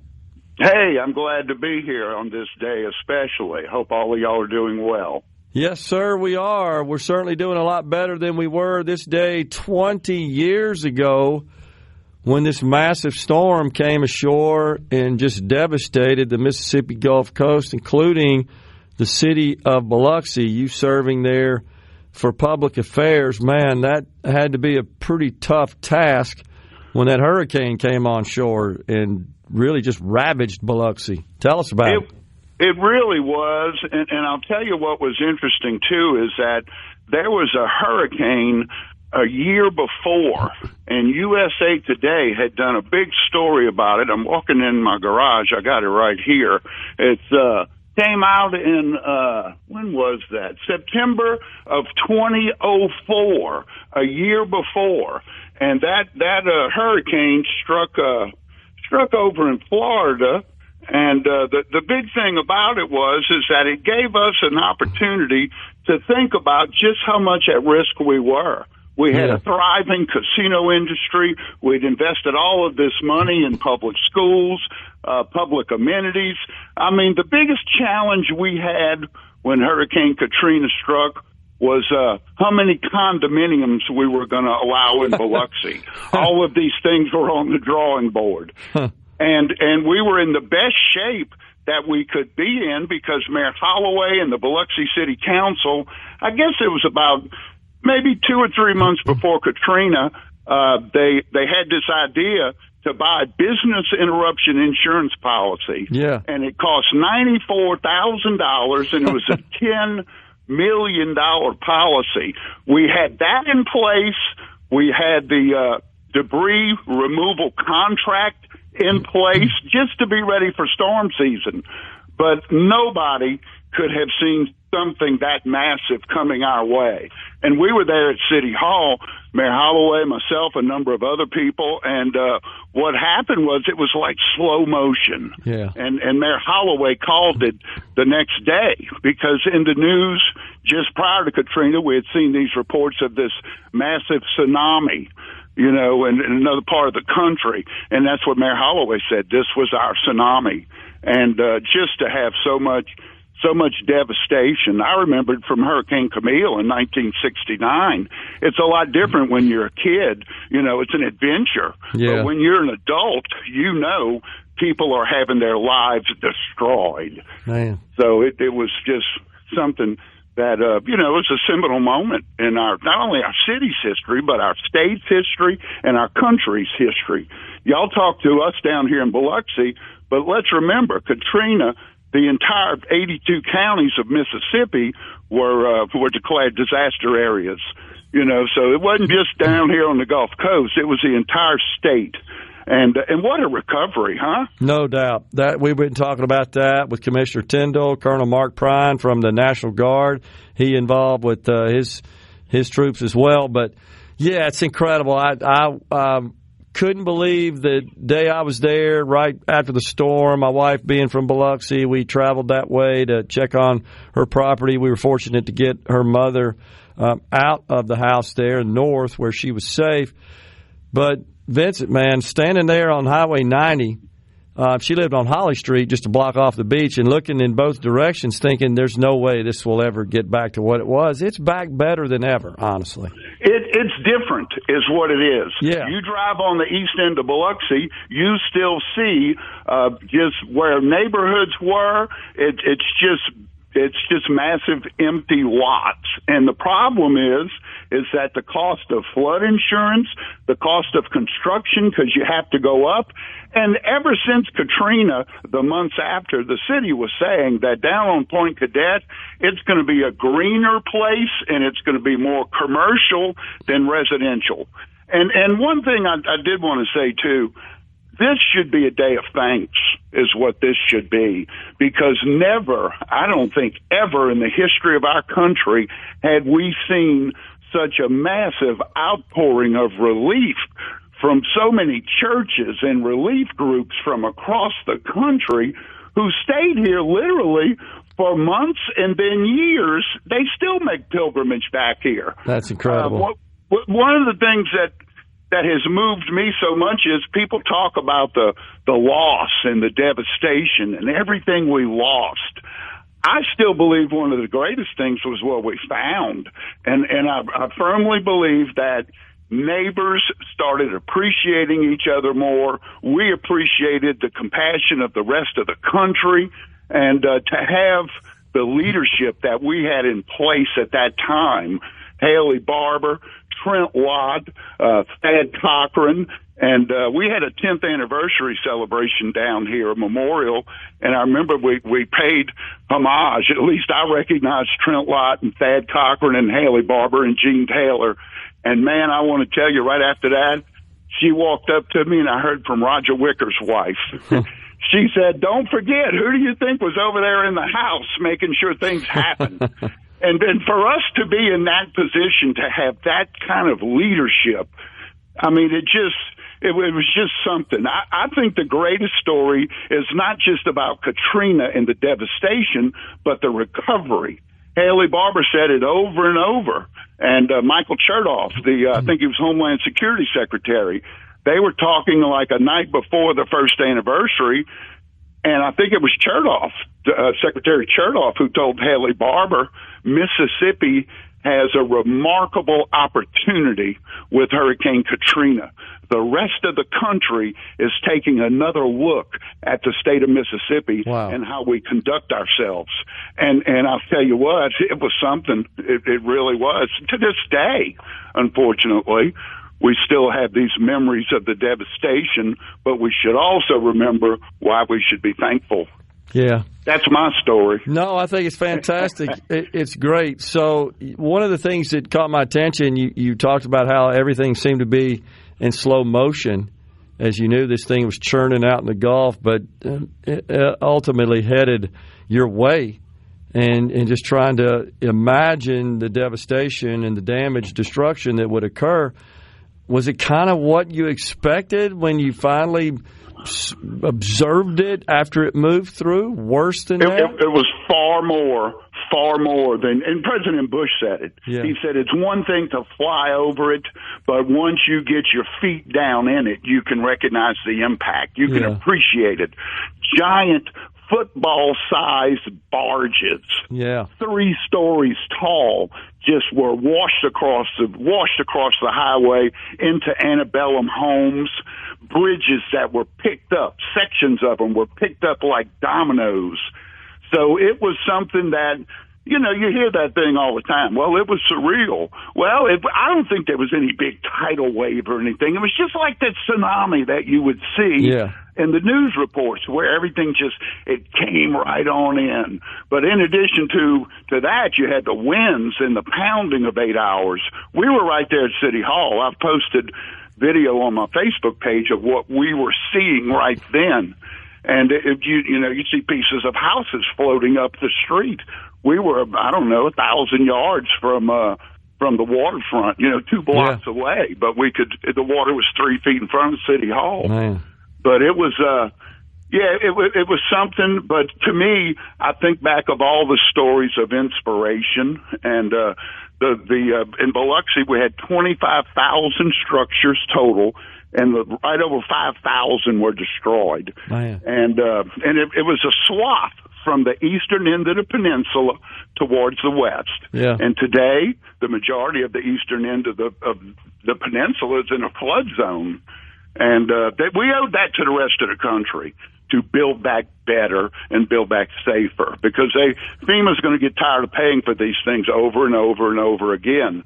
So we've tried to be responsible in how we've done our rebuilding, and we couldn't be thankful enough for like I said, the rest of the country, our national leaders, our state leaders. I mean, it just all came together. Yeah, no doubt. Ultimate teamwork exhibited certainly after Katrina went through to restore the Gulf Coast and make it even bigger, better. And as you said, different. Vincent, appreciate you coming on. Enjoyed hearing your stories. And, man, let's hope that this never happens again in the great state of Mississippi. I also want to say congratulations to the work that y'all did back then and you continue to do today.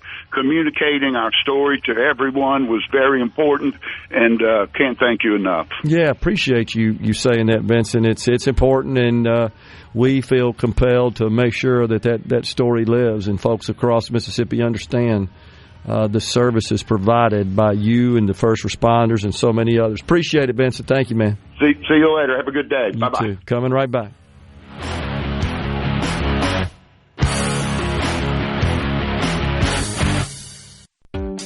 We interrupt this program. Gerard Gibert. Here we go. This is huge. Huge news. Huge news. Huge. You need to listen to this. Middays with Gerard. SuperTalk, Mississippi.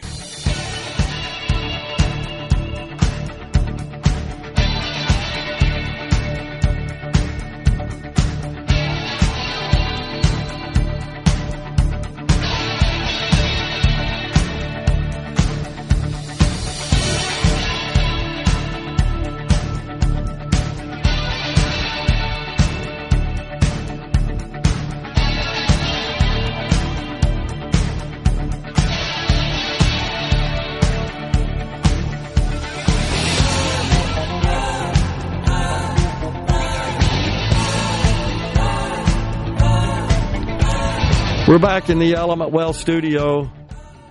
So our listener on the C Spire text line that talked about how they moved to a district they wanted their kids to go to, paid more for a house, made some financial sacrifices, certainly.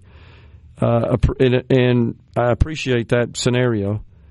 Goes on to say, yes, well aware of home prices. I pay it. Again, choices. Everyone has a choice. I did and moved. I had no money but changed my path to make better money. Yeah, but this is about children who are trapped in situations where maybe their parents, their guardian, their caretaker aren't capable of landing a job to make more money, don't have the desire or initiative to do so.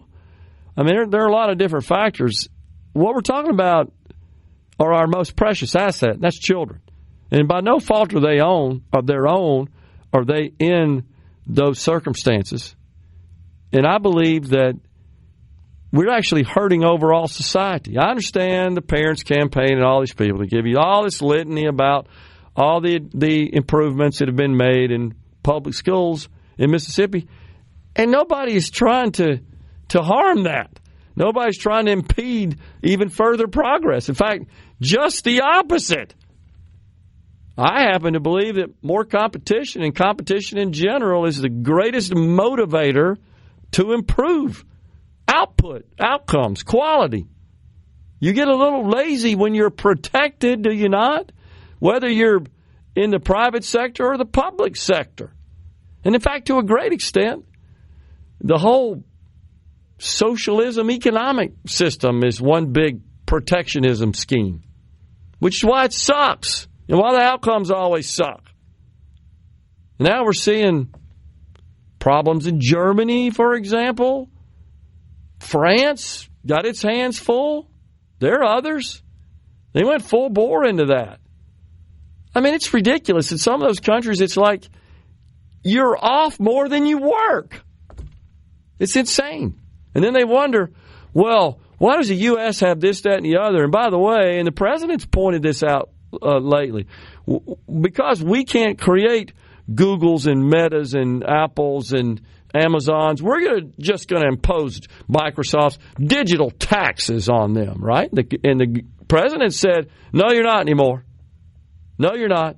You're going to pay dearly if you keep that crap in place. Man, I'm all for that, honestly. Well, now the UK government's trying to sue, I think it's 4chan. Yeah. And 4chan's lawyered up and basically said, bring it. Yeah, exactly. Your laws have no bearing in the United States. Completely true. That's ridiculous what they're trying to do. But so this is just really about giving people choice. And right now, this idea that a school district can just say, oh, you want to move? Sorry, you're stuck here. Government says you are. Nana, nana, boo-boo. You're here whether you like it or not. And to those who say that those of us who support school choice are in it for the money, are they not watching what's happening when they're making that decision? What's that all about? Well, I'm in favor of school choice, and I don't have any kids. And I'm not getting paid to talk about it. Right. But so how could I possibly be in it for the money? And that's true of 99.9% of the people who support this. But what I'm saying here is that if a district says no, what's that typically based on? Money. They don't want to lose that money. That's state money. Oh, my gosh, it's going to follow the child to another school. That's what that objection is about. Even though they're no longer responsible for that child. Right. Exactly.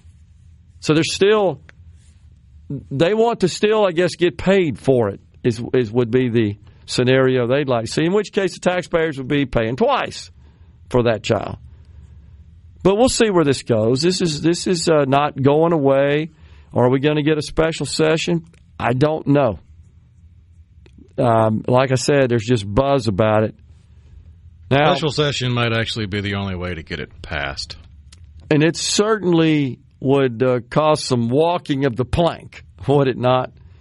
Especially in the Senate and by the lieutenant governor. I think it'd bring it to a head. But right now, they're kind of in their corners somewhat. The three primary lawmakers in our state, that being the Speaker, the Lieutenant Governor, and the Governor. And while the Governor and the Speaker certainly aligned on this issue, the odd person out on this would be the Lieutenant Governor. Although when you talk to him, he makes it sound like he's in favor of it. And then when you get into the specifics, it's like just barely even scratching the surface of what would be a robust school choice program. Political doublespeak? No. So there was a report by the Mississippi Professional Educators Organization on the House Education Freedom Committee meeting that occurred earlier in the week. And this, of course, they point out, was created by the Speaker. The Speaker, I think, this was wise on his part. He chose 4 major issues that he thinks the House at least ought to be focused on in the next session. And he created these special committees between the sessions to take up those issues, conduct hearings, gather information, increase their levels of knowledge on those. One of those is education freedom. And he brought in 2 federal administration officials who spoke. Dr. Laurie Todd Smith from the U.S. Department of Health and Human Services and Human Services Deputy Assistant Secretary for the Office of Early Childhood Development. Focused also Dr. Lindsey Burke, U.S. Department of Education, Deputy Chief of Staff for Policy and Programs.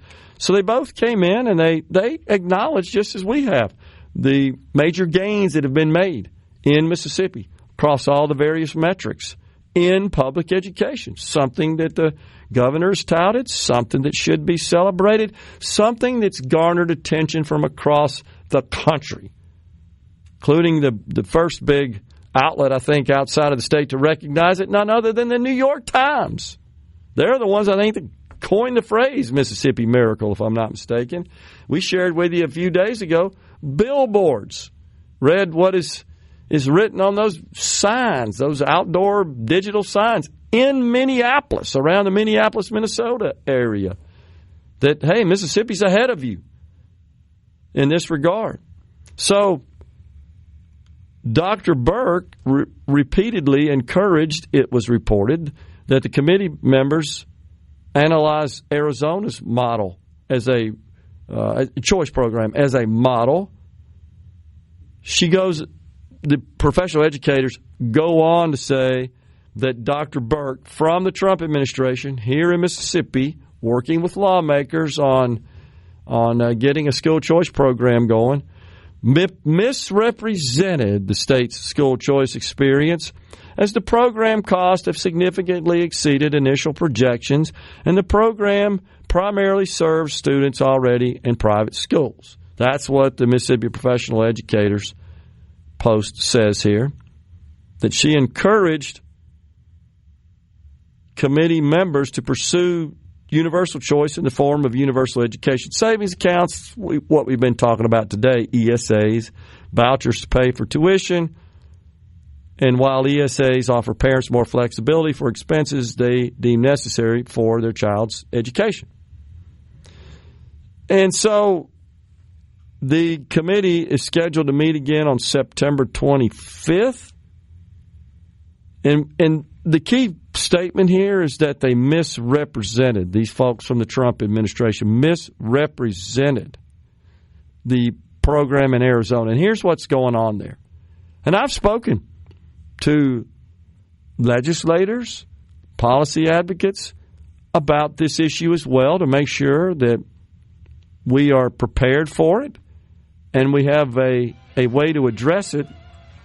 And that is, with the 45,000+ private school students in the state, if we had a universal school choice program, it is true, depending on how the law is crafted, it is true that perhaps if it's universal, their income wouldn't matter, and they would also participate in the program. They would receive the amount that is allocated to their student or students in their family in the form of a voucher for their private school tuition. That's absolutely true. And that would cost, you can do the math there, about $320, $330 million. We got a break right here. We'll continue the discussion on the other side.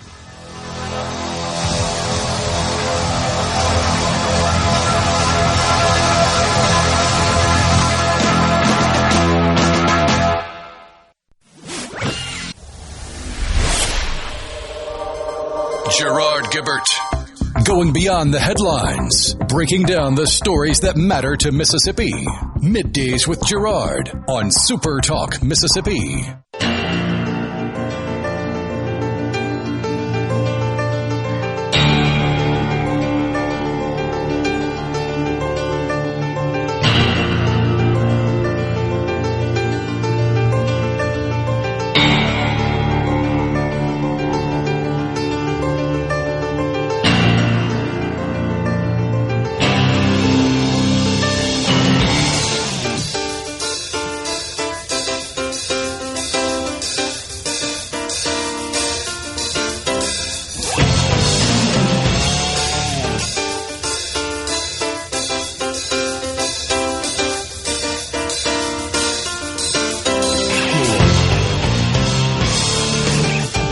Welcome back, everyone. It's Middays from the Element Wealth studio. So, quick check of the markets. The Dow is down. The Nasdaq's down a good bit today. It's being drugged down today by NVIDIA. And that's because, I think it's Alibaba, right, that said they're coming up with some chips that might negate the need for the chips that NVIDIA makes that they would use in their operation in China, and that's creating a bit of a sell-off. I think it's kind of short-lived. So that's dragging down the NASDAQ, but there's also some more concerns from companies such as Caterpillar who are indicating that tariffs are going to increase their costs and could have an impact on their bottom line. So, and there's some others that are saying that as well. So we're just starting to see the impact of tariffs from a profitability perspective. I think to this point it's been fairly mute, but some of these companies are starting to warn a bit about it. The one that's on a tear today, Rhino, is Autodesk. Incredible. It was up about 7.5%. And in fact, right now it's up 7.6%, $22 today a share. And that's because it reported great second quarter profit and sales. Reclaimed, anytime you do this, reclaimed its 50-day moving average. So when you're eliminating that gap there, that's music to the ears of investors. You know, I remember when this company was formed. It was in the early days of the PC. And what was so revolutionary about what they make computer-aided drafting and design software for architects and engineers and so forth. And what was revolutionary is it was the first, that I recall, software that would operate on an off-the-shelf PC. Now, you had to have the fastest you could get in that day, and the graphics and video wasn't nearly to the quality of what we are accustomed to today. But it was, they're the company that made AutoCAD, right? AutoCAD, right. Autodesk, they made AutoCAD. And, you know, I had a friend that started this business the same time I did in the early days of the PC in Oklahoma.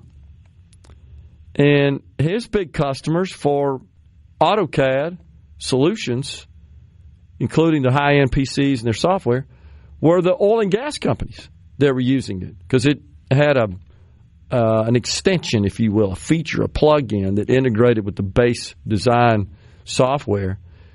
And one of his customers out there was Phillips 66. They're based in Bartlesville, Oklahoma, as I recall. And, man, they were just buying a ton. I mean, it was revolutionary. So before then, you could buy CAD systems, computer-aided drafting design systems, but they only were available on dedicated proprietary platforms. Apollo, Sun, HP, for example, made them. And they were, for one system, for one engineer, one designer, it was a $100,000 workstation with all the software and all the bells and whistles. But reminiscing a bit about that, how far we have come since then, and that's a good thing.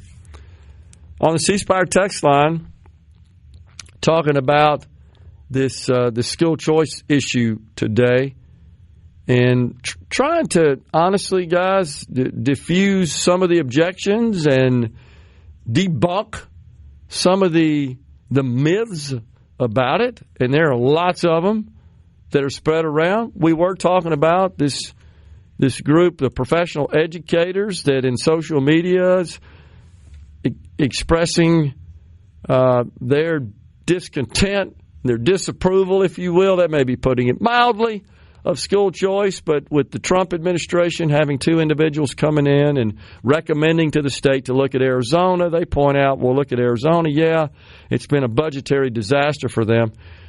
I do believe that if we're going to implement universal school choice, which means everybody with a K-12 student would receive or have control over the state funding for that K-12 student to attend and be educated in the setting of their choice. That's what universal school choice refers to. Homeschool, charter school, private school, micro school, public school. Whatever. You choose your setting. The money follows you. You direct it. You have control. That's the choice aspect of school choice. They point out, yeah, they did that in Arizona, and all they really did was send vouchers to the private school kids, and that caused a budget problem for Arizona. They bit off more than they could chew in too short a period of time, in my view. Any discussion about doing that in Mississippi has always involved phasing that in over a long period of time, possibly even putting some restrictions based on income in the household as we phase into universal. But I agree, we've got to make sure that we have sufficient budget to do that. And so far, easily we could accommodate that. So far in the last 5 years, we've been producing these very handsome surpluses in the state of Mississippi. So that needs to be considered. I'm with you on that. I'm not looking to, nor any school choice proponents looking to break the bank here and cause a budgetary crisis in the state of Mississippi whatsoever. On the C Spire text line, they're doing away with income tax but increasing property taxes. So in reality, the people who own property, it's going to cost them more than they would probably pay in income tax. But the people who don't own property get another break from taxes. I'm going to read the whole thing, then I'll address it because all that so far is wrong.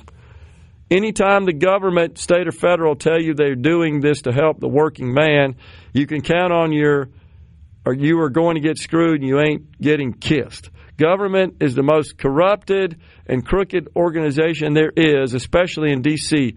Up until the late 70s, you would hear about the mafia.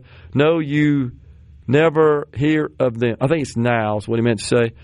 You ever wonder why? Because they figured out why fight the government when we can be the government, and they started running for offices and getting elected. So I guess that's implying that members of the Cosa Nostra are running for office and getting elected. And the main reason I read this is because, unfortunately, this is consistent with the views of many in our state about this whole income tax, property tax debacle that's been going on.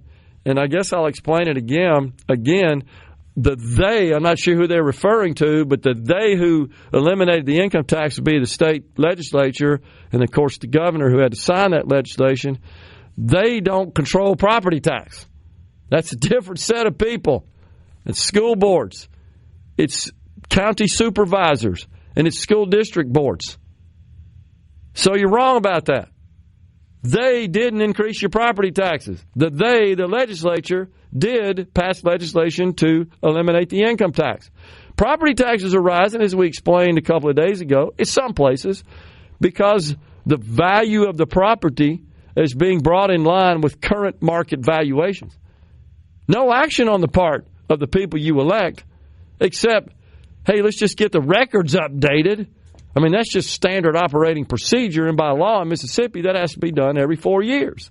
And the Department of Revenue simply reminded the counties, assessors, tax assessors, they're the ones that assess, thus, hence the name tax assessor, the value of assessable assets. That would include your home, your other properties that are subject to property tax.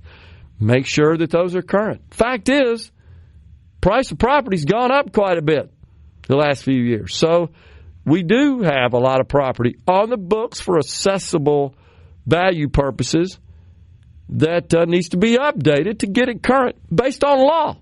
Based on law. So you buy a house today at $100,000, what do you expect that house to be valued for property tax purposes 30 years from now at $100,000? If that's the case, the real estate market's gone totally south. That means the economy is completely tanked, and we're all screwed if that's going on. Because the one thing that God ain't going to make it more of? Land. That's a finite resource. We're talking about that as part of what's subject. Now, we can have a debate about whether or not property taxes are a good idea, and that's the best way to collect revenue and fund the operations of counties and districts and cities. That's a legitimate debate. I don't like property taxes either. I'm willing to talk about that. But the law is the law, and we need to change the law if we don't want property taxes. But the legislature who eliminated the income tax didn't touch your property taxes.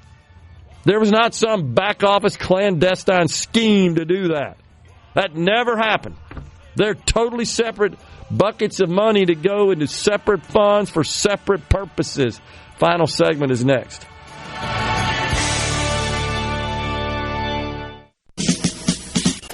Gerard Gibert. He keeps his classified documents right where they belong. Inside a Journey record jacket from the 1980s. Gerard Gibert. SuperTalk, Mississippi.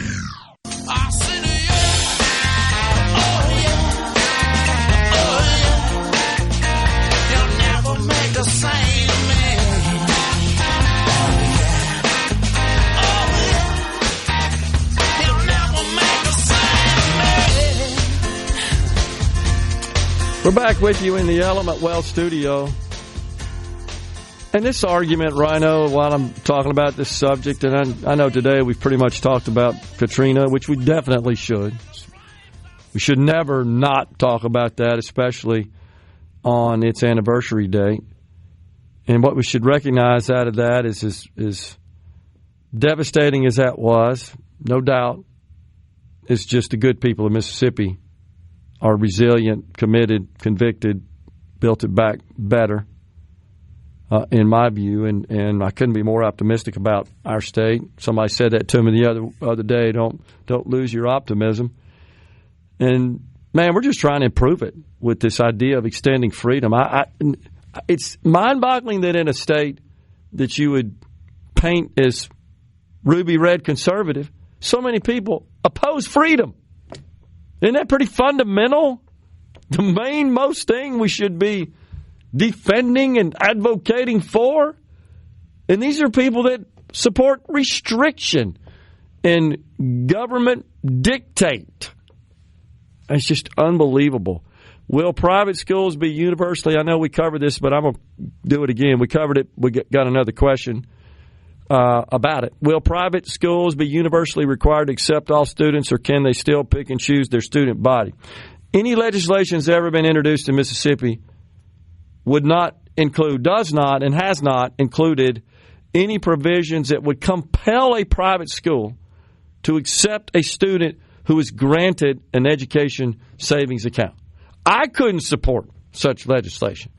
That would be government control of a valid, properly created private entity. I wouldn't be in favor of that. I already closed it, but I went back and found one of the bills, and the closest to mandating was mandating that if the total number of applicants exceeds the available seats, you have to use a lottery. Okay, sure. But they don't require you to accept any of those. You can say no to all of them. And I would never support government interference and dictate to a private school what your admissions process needs to look like. Never would I support that. And that's not what school choice proponents in Mississippi support either. It's never been implemented that way anywhere else. I think that's a grossly overblown fear, honestly. So again, little second order thinking, the hope here is, and it's a theory because this is what's happened elsewhere, if a student could access their state funding and use that to fund a private school education, private school tuition, guess what would likely happen? More private schools would form, giving more choice. Isn't that better? Well, sure. So even when they say, well, that wouldn't help me, there's no private schools here. Yes, but if you could access that money and get your butt out of that terrible school, but private school would form. They get it. They know. They understand the business aspect of that. That's what this is all about, man. This is about essentially giving the customers control of their money to choose where they spend it. I know. We've been on that a lot. So it's not really universal school choice. No, it is. That's what they said back to that. It is. It's school choice on the part of the student. In any transaction where there's choice, I'm not for compelling a seller, by the way, to sell to anyone. I disagree with that.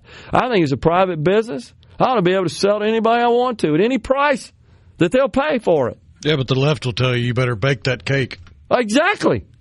Totally right. But what if this is what the school won't accept them? Okay, they won't accept them. Then they don't go. Golly, man. And what will happen is enough of those keep coming up and they keep denying it, another school will form. Hey, there's plenty of customers here. They want to buy what you're selling. It's called private school education. And then it is universal. They keep saying so it's not universal school choice. It is universal. In this case, the universe refers to the students. We're not talking about choice on the part. And if actually, we are giving choice. We're giving choice to the private school. You can say no. It's his choice. So I don't know what they're talking about, honestly, in that respect. Given the size and scope of school administration, there aren't that many degrees of separation between anyone and an admin worker, says Thomas. Not really sure what you mean by that, but okay. Last year, my property taxes were $9,000. Property valuation was $475, raised to $20K. Property value, that'd be $200K, $675. So that was a direct result of an increase in millage. No, that's not increasing your millage. I'm sorry, man. That's increasing. There are two multiplicans in a multiplication problem, right? There can be multiple, but in this case, there's only two, the millage and the property value. One of those stays constant. That's the millage. The other goes up. That's the property value because they reassessed your property value. That's what happened. Have a great weekend and Labor Day. Stay safe and God bless. A SuperTalk Mississippi media production.